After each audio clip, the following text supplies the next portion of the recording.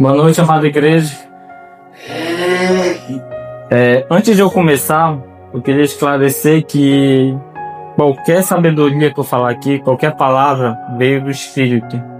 Eu, pessoalmente, não tenho muito conhecimento teológico, porém, Deus ele vai colocar as palavras na minha boca. Então, não é mérito meu. O Júnior, ele sabe muito de teologia, mérito do Espírito Santo. Ele vai falar à sua amada igreja.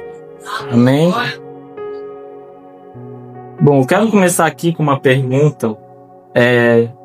Quantos de nós já nos encontramos perdidos nesse mundo, na escuridão, em trevas, sem saber para onde ir? Eu era assim até um tempo atrás. Mas só que para essas pessoas que estavam perdidas, que estavam na escuridão e que estão, ele vem e fala: eu sou a luz do mundo. Bom, a passagem de hoje se encontra lá em João, capítulo 8, do versículo 12 ao 20. Bom, diz assim: falando novamente ao povo, Jesus disse: eu sou a luz do mundo. Quem me segue nunca andará em trevas, mas terá a luz da vida. Os fariseus lhe disseram: você está testemunhando a respeito de si próprio. O seu testemunho não é válido. Respondeu Jesus: ainda que eu mesmo testemunhe em meu favor, o meu testemunho é válido, pois sei de onde vim e para onde eu vou. Mas vocês não sabem de onde vim nem para onde eu vou. Vocês julgam por padrões humanos. Eu não julgo ninguém. Mesmo que eu julgue, as minhas decisões são verdadeiras, porque não estou sozinho. Eu estou com o Pai, que me enviou.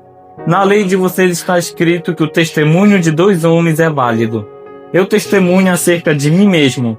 A minha outra testemunha é o Pai que me enviou. Então lhe perguntaram: onde está o teu Pai?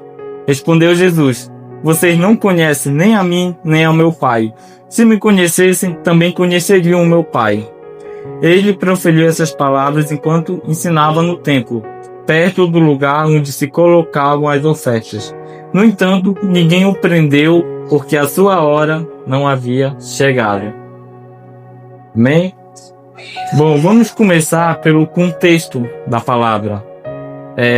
Jesus ele estava no templo. Se você for lá no versículo 59, diz assim: então eles apanharam pedras para apedrejá-lo, mas Jesus escondeu-se e saiu do templo. Então esse versículo ele revela que Jesus estava no templo na madrugada, nos últimos dias das festas das barracas, que ele era um evento dos judeus. Ele era dedicado a Deus, em honra de Deus. Nessas festas eles tinham grandes tochas, para lembrar da nuvem de fogo do tempo de Moisés, que o povo passou no deserto. E para quem tiver curiosidade, está lá em Levítico 23:39, a parte que ele fala mais aprofundado a respeito dessa festa. Os judeus eles estavam seguindo essa lei, o que estava escrito no Antigo Testamento. E é nesse contexto que Jesus fala: eu sou a luz do mundo. Porque Jesus sabia que lá no fundo, aquelas tochas, elas ficavam apenas uma noite acesa. Mas ele era a luz eterna, a luz que nunca se apaga. E foi nesse contexto que ele falou. E a luz para os judeus ele era símbolo da presença de Deus. Então, quando Jesus ele falou isso, o povo ele sentiu o impacto dessa palavra. E como eu disse, os grandes tabernáculos que eram acesos, eles lembravam o tempo de Moisés, o tempo que o povo ficou no Egito. E aqui Jesus faz uma das promessas que mais me impacta na Bíblia: eu sou a luz do mundo, quem me segue nunca andará em trevas, mas terá a luz da vida. Essa promessa, meus irmãos, ela me sustenta várias vezes que eu estou em dificuldades, em que todo o meu ambiente ele está um caos. Mas eu me lembro dessa passagem, dessa promessa, que Jesus ele é a luz do mundo, e ele convida nós também a ser luz do mundo. E Jesus ele se apresenta como um cumprimento dessa promessa, porque Deus já tinha prometido que ele ia mandar a luz ao mundo, e os judeus sabiam disso. E ele se apresenta como essa promessa já vinda ao mundo. Ele não se apresenta apenas como para iluminar o caminho, ele é a própria luz, ele é a própria fonte de luz espiritual. Então, tudo fora de Jesus é trevas, porque ele é a luz do mundo. Então, tudo que afasta você de Jesus é treva. Todas as pessoas que estão distantes de Deus, infelizmente estão em trevas. E Jesus, ele é a luz. E cabe a nós, cristãos, levar essa luz a eles. Apresentar Jesus Cristo, para que eles sejam salvos. E a gente vê aqui que os fariseus, eles negaram, questionaram. Eles falaram assim: você está testemunhando a respeito de si próprio. O seu testemunho não é válido.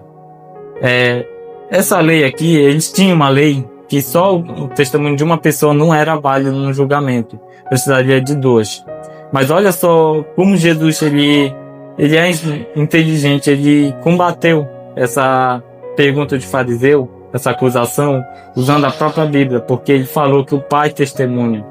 Então, se dois seres humanos já é válido para causar vida e morte no julgamento, para ser condenado, imagina o Filho de Deus e o seu Pai dando testemunho. Então é imbatível isso que Jesus falou com eles. E aí, os fariseus negavam conscientemente a autoridade de Jesus. Antes eu pensava que eles negavam porque eles não sabiam muito da palavra. Não, eles sabiam. Eles tinham plena consciência de quem Jesus era. Ele tinha consciência de que Jesus era o Filho de Deus. Porque as obras testificavam Jesus. Ele não era só a palavra dele. Porque só o Filho de Deus tem poder para curar cego, tem poder para curar aleijados, tem poder para ressuscitar mortos. Nenhum que não vem de Deus tem esse poder. E os próprios judeus criam nisso. Falaram para ele. E eles, mesmo assim, conscientemente negaram.